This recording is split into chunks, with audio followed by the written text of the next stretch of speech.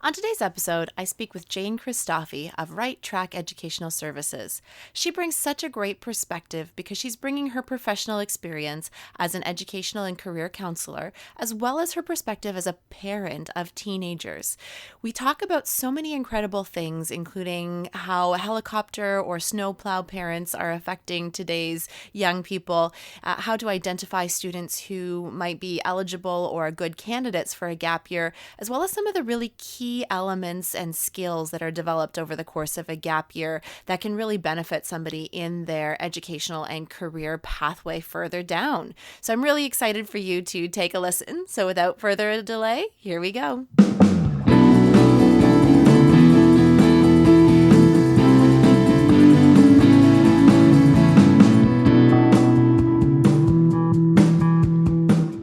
Welcome to the Gap Year Podcast, where we explore the who, what, where, when, and why of gap years. It's real people sharing their stories, ideas, and experts diving deep into how you can make the right decisions in order to have a meaningful gap year. This is the place to be no matter where you are on your gap year journey. I'm Michelle Dittmer, your resident gap year expert. Let's jump right in.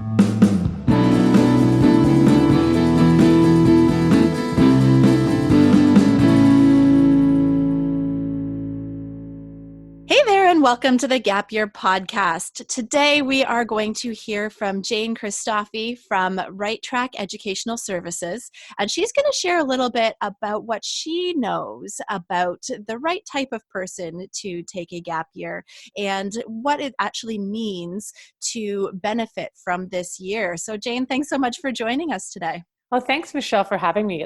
I'm excited to be here today. Great. Why don't you give us a little bit of background maybe on yourself and about Right Track Educational Services so we know a little bit more about you. Okay, sure. So I'm an educational strategist, and I own Right Track Educational Services, which is based in the Toronto area. I help students find their academic direction. I help them figure out what their passions are, what their strengths are, and I really encourage them and help them find ways to thrive academically and personally. So I work with students during transitions, usually from middle school to high school and then high school to post-secondary, looking at all their options, looking what they're all about, and finding the best pathway for them to find satisfaction, challenge, and meaning in their lives as they go through it. And I love working with tweens and teenagers. It's a real passion of mine. I've been an educator for over 25 years, guidance counselor and teacher, and I have 2 teenagers of my own as well. So I'm in the trenches with all the parents out there who may be listening. I get it. I know how hard the decision-making process is and the who am I discovery process is from the parent perspective. Not just from the educator perspective. Yeah, 2 different hats that you have to wear and 2 different ways of approaching teens, whether you're the educator or the parent. Same challenges, but different conversations that you have for sure. I like that you mention the word transitions, because there are so many transitions that happen in a young person's life. And there are some natural ones that everyone experiences, and there are ones that are unique to certain individuals in their life situation.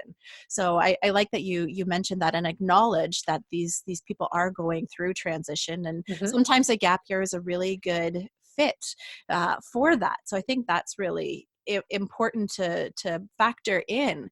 So from your perspective, what are some of the biggest benefits of taking a gap year? And what do you think about that from the students that you've seen come through your door? Well, I think there's so many benefits for a gap year. When I went to high school, there were 5 years in high school. So we had grade 13 in Ontario, and kids don't have that 5th year anymore. I feel that, post-secondary education, whether it's college or university, it comes really fast. And especially for the kids who are born in the fall, sometimes a student just isn't ready to decide a program to take in further education. Very often students aren't ready to go to the next very sophisticated stage of schooling, intense, large classes with heavy content. Some students aren't ready to leave home. And, so maturity is a piece. There's lots of reasons to take a gap year. Also, not knowing what you want to do, spending that extra year figuring it out, getting a little bit more perspective about who you are and what makes you tick. So that would just be the starting point, Michelle, of students who I see who I'll bring up the consideration or option of a gap year. And I really like that you're talking about these fall babies. And so I'm at a parenting stage so I was a teacher as well, working with high school students, but I'm at a parenting stage now where my daughter is entering into kindergarten. And parents all around me are saying, well, my kid is a late kid. Should I be putting them in kindergarten now? But somehow that conversation changes when they are 17. It's the same mentality. Like, my kid is not as mature as the other people around them, and should I be pushing them into that next stage? But as a 17-year-old, we forget that there still is that maturation difference between somebody born earlier and later. I think there is, as a general rule. Obviously, every unique individual has, his or her own story and strengths and weaknesses and so on. But if you think about, there's a lot of research on hockey players, for example. Malcolm Gladwell did the whole piece in Outliers, his book, talking about, the number one hockey players seem to all be January boys. And it is a thing in kindergarten. You enter kindergarten, and if you're a January kid versus a December kid, there's a whole 25% of your life that you've lived already ahead of your peers if you're a January kid.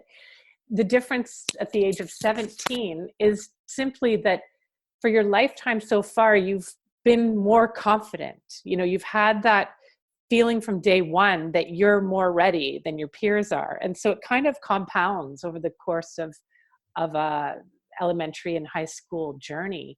I'm not saying that the Burr kids, September, October, November, December, are at a disadvantage.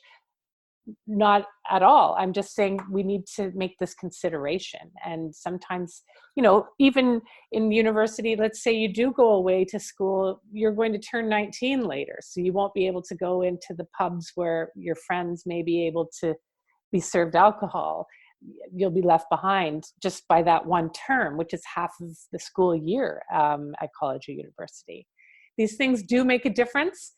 It's worth considering. Definitely. And I like that you say every student is unique and different. And there are 16-year-olds that are ready and raring and willing to go. And there are 21-year-olds that still aren't there. And that is the role of a parent, is stepping in to be that person who knows their kid better than anyone else, and that can have those conversations with their child about their readiness, and to help evaluate whether they are ready, because the only way the system evaluates whether you're ready for post-secondary is if you have the grades or not. But there are so many other factors that go into that conversation. So I really want parents to think about that it's not just your grades. Because the university or the college says you can go doesn't necessarily mean it's the right step. So having those conversations is crucial. Yes. And I think that there's a lot of research today showing that students are not ready to launch into post-secondary education for reasons that go back to just the basic life skills that we aren't asking of our kids. So I speak as a parent, not just as an educator in this story. So there's a trend in parenting in 2020, helicopter parenting, snowplow parenting. What's the other one? I think it's lawnmower, they're calling it now. But basically what that looks like is we as a group of parents in Western society are doing too much for our kids. We're trying to invite the opportunity for them to be successful in all of these wonderful academics extracurriculars and travel and exciting things to do as families. And, let's get into AAA this and competitive dance that and piano, violin, blah, blah, blah. What's happening is that we're asking our kids to do less at home. Chores. They don't have to make their bed. They don't have to cut the lawn. They don't have to, do their laundry in comparison to generations before us, even our own, when, you'd have to do tons of chores. As a result, our kids are able to spend more time padding their resumes and getting ready for graduation for high school and entry into these great programs post-secondary. But what the kids go into this next phase lacking is adulting skills. And adulting skills, I mean, it sounds ridiculous, but it's a thing. So adulting means behaviors, skills that are adult-like. So that would be making an appointment for the doctor, or changing a tire on a car, or paying a bill for a credit card that you might have as a young person. Adulting skills are doing responsible things. And parents today, we're doing so much for our kids so that they can have the extra time to be successful in the ways that we feel are important. Kids are going off to university and college, and they're not ready. They're not ready to be adults, and that's what they need to be. So this is another piece of gap year where students can find, time to grow in their life skills. And it's not just about making a bed. It's about going out there and solving problems and not having mom and dad to sort it out, but without the pressure of also having these academic assignments and so on to complete. So that is a concern, kids just not being ready to launch. I love it. And I want to just weigh in on that if your kid is not ready, if they don't have some of those life skills, it's not a reflection of you as a parent. You have not failed your kid. This is the way that society has shifted, and parenting over the years, over the generations, has changed. Mm-hmm. If I talk to my great aunt and she says, Michelle, you're a way better parent than I was. I had 5 kids and they just ran around and amused themselves and hurt themselves all the time. And you're taking such good care of your kids. Mm-hmm. And it's just a different way of parenting.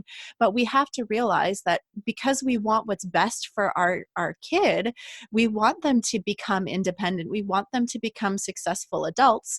And if they can't make their own doctor's appointment, if something were to happen to you as the parent, they need to acquire those skills to successfully transition into adulthood. Mm-hmm. And so it's not a failure as a parent. It's really an opportunity to now open a different door to allow them to succeed in developing those adulting skills. Yes, and awareness as well. So I came across a lot of this material over the past couple of years about adulting and how students are launching into this next phase of their lives and they're not ready in some of the ways that seem so basic and assumed. I caught myself, I took a look at the way I was parenting and I was alarmed by it, because I do create an environment for my kids to be as successful as they can be in the areas that they're interested in and in school and so on. And I sort of say, it's easier for me to do this and this and this. It is the trend of parenting these days, but I feel compelled as an educator, as a speaker, to, sort of feed back to parents, your listeners, for example, Michelle, and say, take a look at what's happening at home. Are you solving too many problems for your kids? Are you doing too many things to just save hassle for them? And maybe put it back into their lap and say, you know what?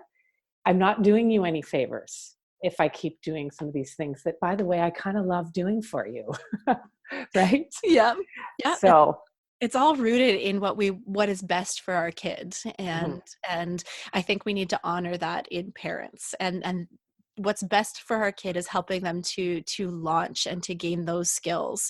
And I'm so excited that you brought up the problem solving element, because for me, that's one of the biggest benefits of a gap year, is to be out of a system for a while.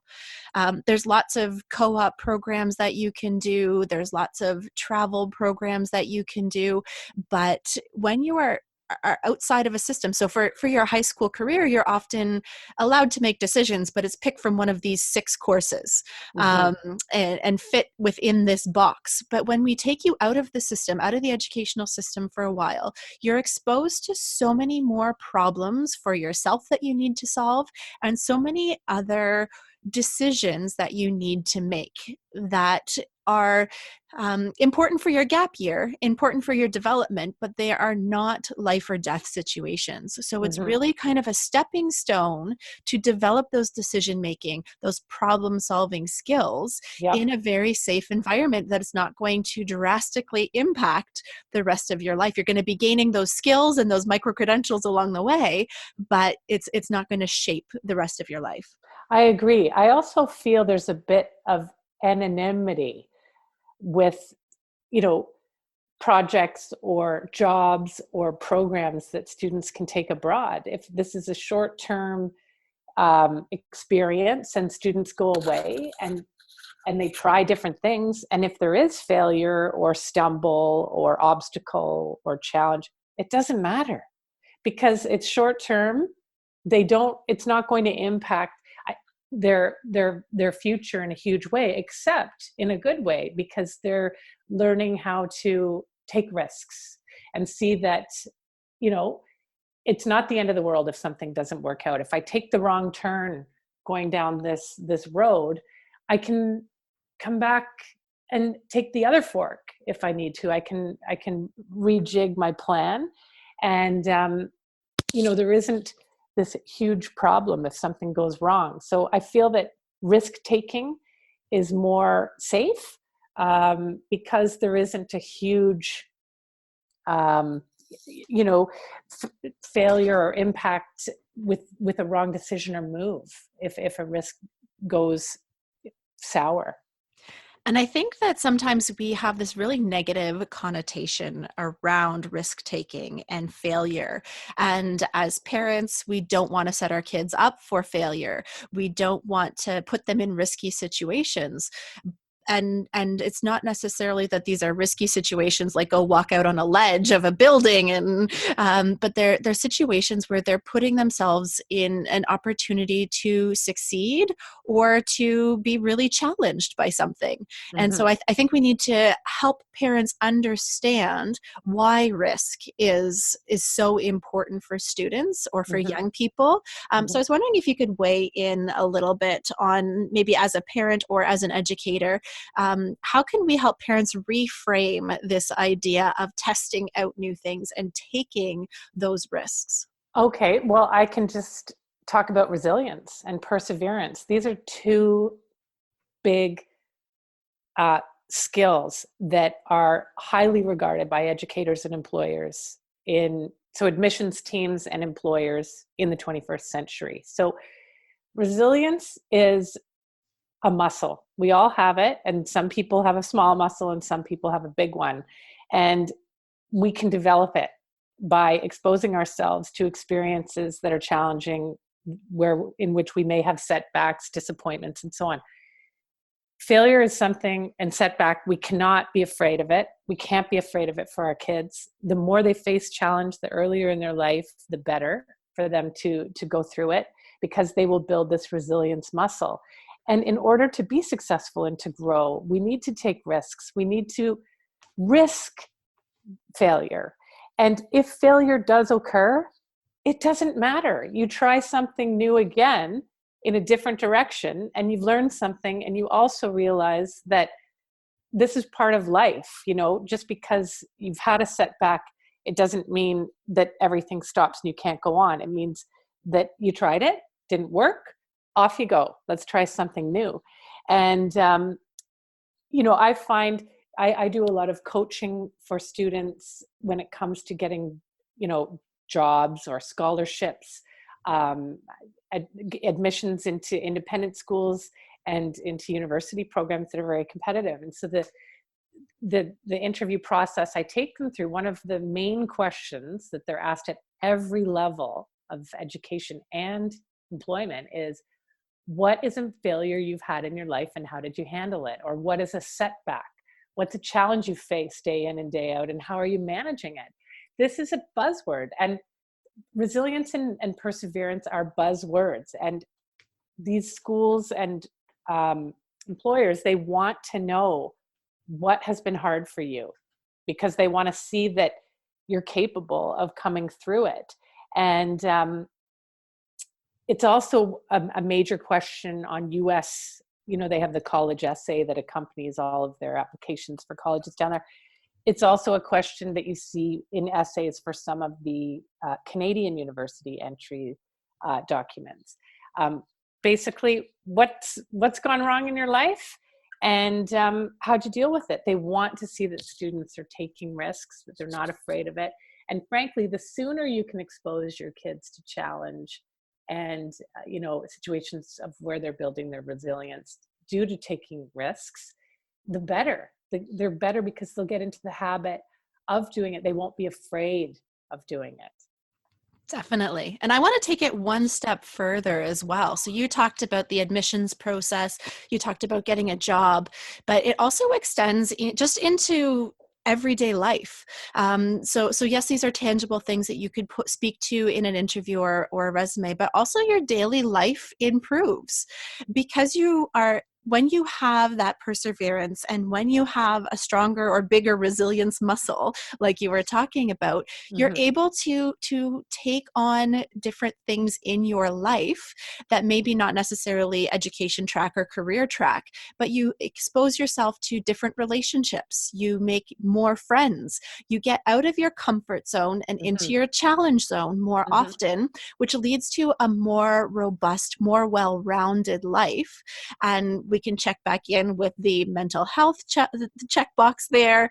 We talk on the life satisfaction scale and how happy you are. So resilience and perseverance isn't just academics and career trajectory skill. It's actually a life skill. And so the idea of failing forward, so having those opportunities, stumbling, learning from it, and actually extracting what was the life lesson that I got out of that experience. What am I going to do? How am I going to apply this to my life moving forward? When I find myself in this situation again, what am I going to do differently?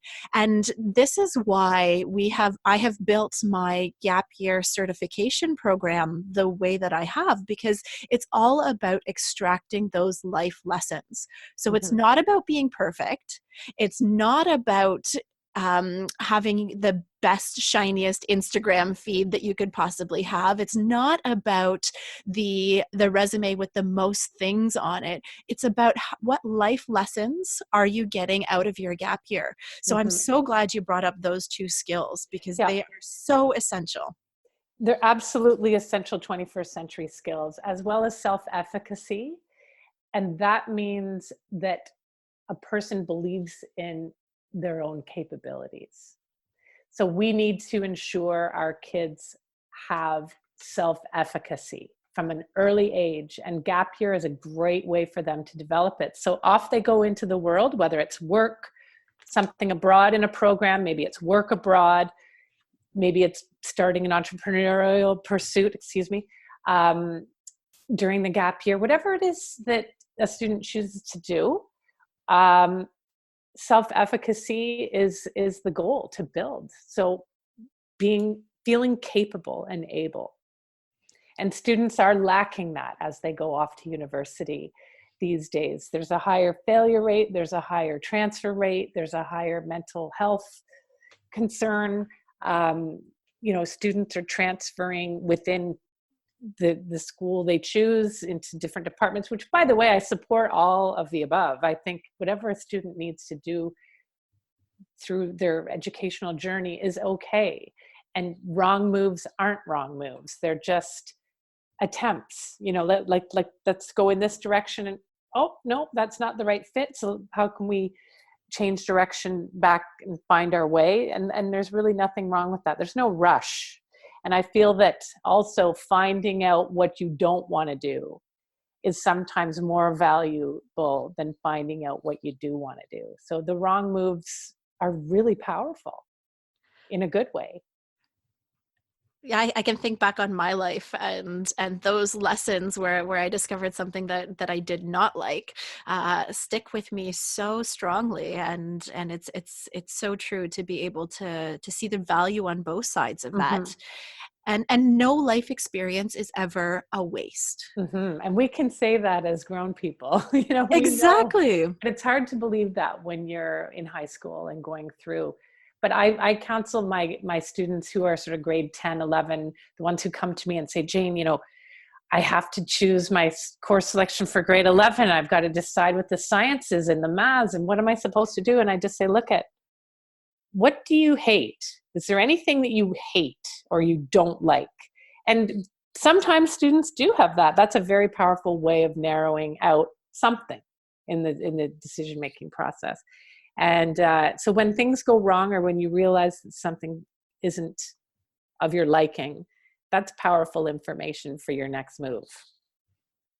And I have a nerdy science background. And one of the most eye-opening things that I learned about science is we can never prove anything. We can only disprove all of the things that we already know. Um, Interesting. which I think is such an interesting perspective now that I'm thinking about it on the fly here, Mm-hmm. about an analogy to what we want to do with our life. Mm-hmm. I am still looking at different avenues and flexing different muscles. I don't know where I want to go, but I know where I don't want to go. Exactly. And I think that we need to help young people understand that, because Mm-hmm. there is this idea of being powerless, and the decisions that you make are going to dramatically impact your future and set you on a course that's set in one direction. And the reality is that there is no linear pathway Mm-hmm. that doesn't exist. You're going to shift and change and move, and there's no finish line. You're not. Mm-hmm. What are you racing towards? And changing that mentality can be a really powerful way for young people to be able to feel confident in this idea of taking a gap year. Is Mm-hmm. that finish line doesn't exist. Mm-hmm. That finish line is your coffin, and you don't want to be racing towards that. Absolutely. So enjoy the journey, and find out what the steps are along the way.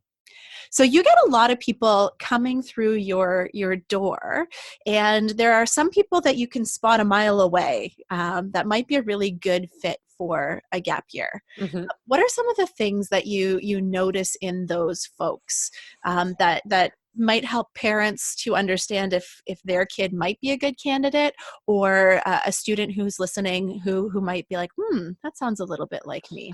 I would say the obvious students are the ones who are overwhelmed by decisions, the decision process. Like they feel they have to make a decision. Well, no, take your time, slow down. So the overwhelmed student is one that I will discuss gap year with, and of course send in your direction, Michelle. You're the expert.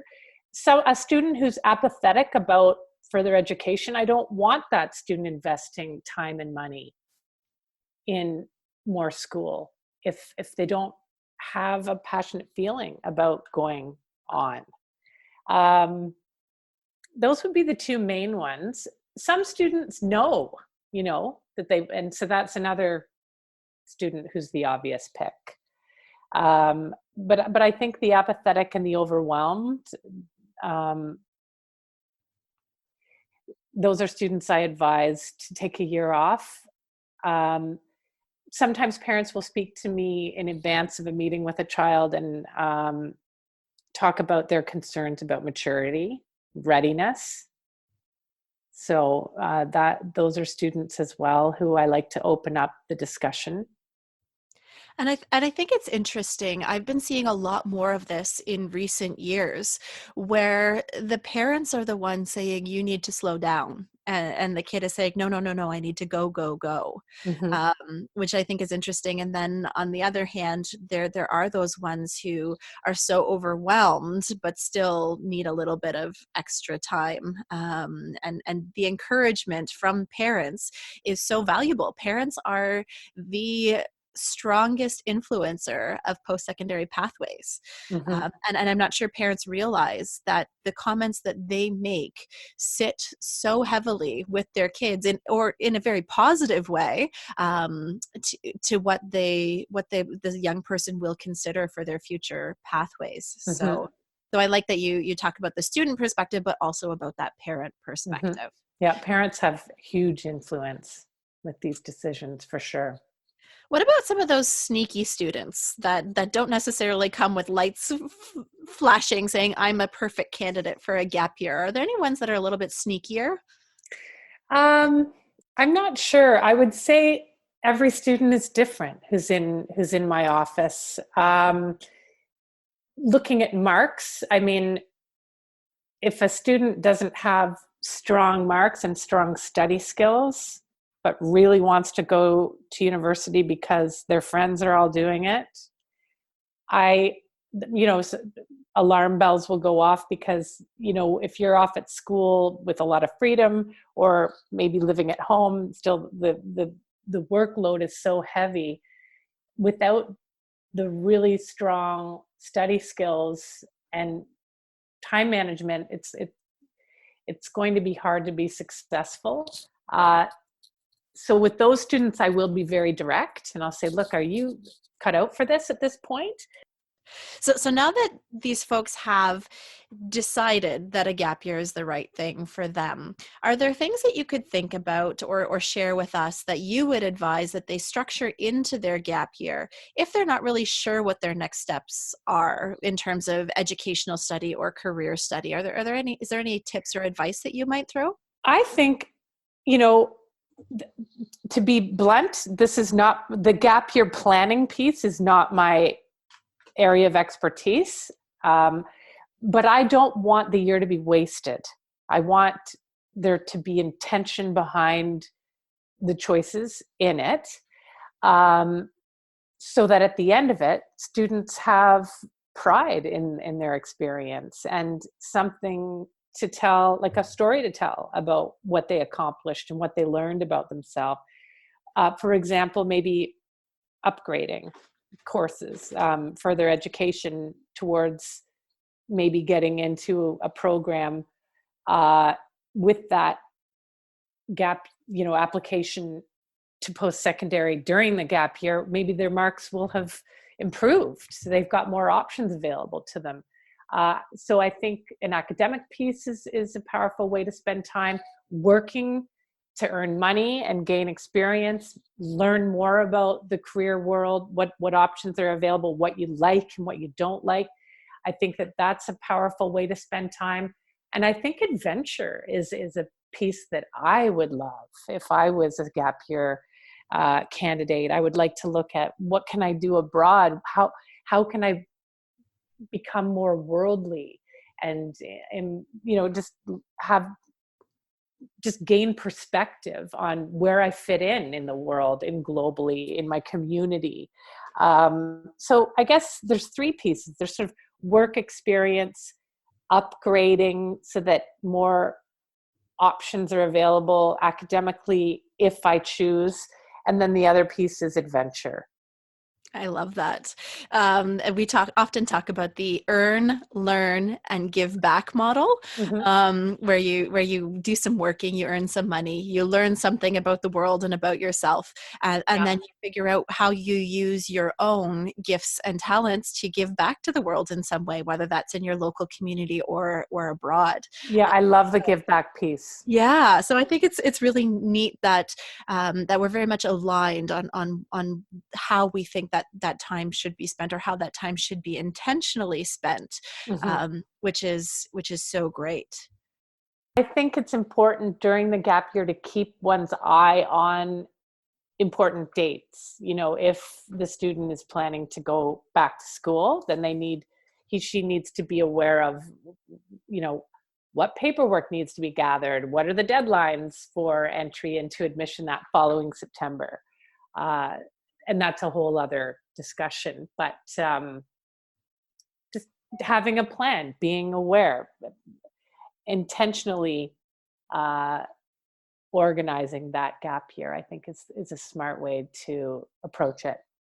And I think for parents, it gives peace of mind that they won't just be sitting on the couch for an entire year. And for the young person, it builds in anticipation, excitement, and a sense of direction, which is why we've created the Gap Year Planning Toolkit, which is a roadmap that helps families plan an entire gap year, step by step, everything from goal setting to budgeting to picking the appropriate experiences, and to make sure you're set up for re-entry after your gap year. So I'll link to that in the show notes as a That sounds resource for you. great. Yeah, it's really important to be intentional about that. And also, you don't know what you don't know. So to do it on your own, you could spend way more time than you need to. You may miss some critical elements, or you may be only working within your sphere of knowledge when there is so much out there about what is possible on a gap year. So we really try and open people's eyes to those things and provide some guidance on what the steps should be in order to have a very intentional year. So I will link to that in the show notes as a resource. But something else that a lot of people are looking for on the gap year is to get some more clarity on career direction. So a gap year can be a really great tool for that. So Jane, do you have any tips that would fit into a gap year around getting a little bit more clarity? I think students need to figure out what excites them, what matters to them, and what they're good at. So your interests, your values, and your aptitudes. These are the three pieces that, career counselors will dig deep with students regarding. Also personality, and there's other pieces. But, if you are looking for something to do with work, you want to do something that's going to make you feel good at the end of the day. You want to have purpose. You want to have satisfaction. And so I think when you're in your gap year in work situations, sort of think about how the work you're doing fits with what you believe in and what you love, and are you good at it? These are ways of finding satisfaction and meaning in your life going forward. So I think just try different stuff out and see how it makes you feel. And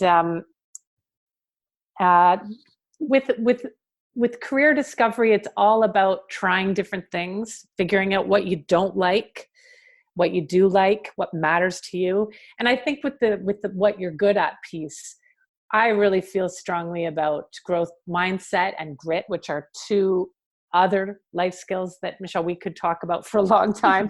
But there's really nothing that you can't do. All you need to do is put, a lot of effort into something, hard work, and anyone can do anything.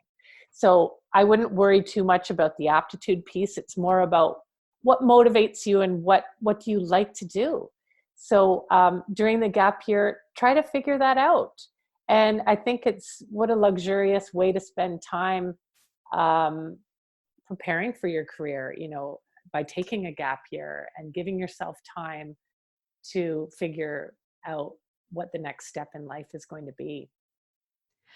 Jane, this has been such a delightful conversation. Thank you so much for sharing your expertise. Well, thank you for having me. And all of the things that you see in all of the students that you've worked with, and really helping parents and students to really understand if a gap year is the right thing for them, and what are some of the things that they could really get out of their year. So if folks wanted to follow along with you or get your support on their journey, where can they find you? Well, online, I'm at righttrackeducation.ca. On Instagram, I'm at Jane_right_track. Twitter, at Jane Right Track, and also on Facebook. So there's lots of ways you can find me, and I'd love it if people reached out to say hello or just checked in about, who am I, career discovery, and any other sort of concern about their educational journey along the way. If you want support, I'd love to help. Wow. I love speaking with passionate professionals who have such a clear desire for the student's best interest. And so I just love these conversations. I wanted to just one more time give you a reminder that we do have that online gap year planning toolkit that is available to you on our website, and it's linked in the show notes, or you can find it at cangap.ca. Also, if you are considering a gap year or this is something that might be on your radar, in the month of April, we are doing a coast to coast tour that is providing information sessions, which includes workshops and opportunities to collect resources and speak with specific gap year program providers. So if it is something that's on your radar, definitely head to our website and check out where we're going to be. Hopefully we'll be in a city near you and we can meet in person. Would love to have you there and answer all of your gap year questions. So check out our website and we will see you around Canada. For now, take care and keep on adventuring.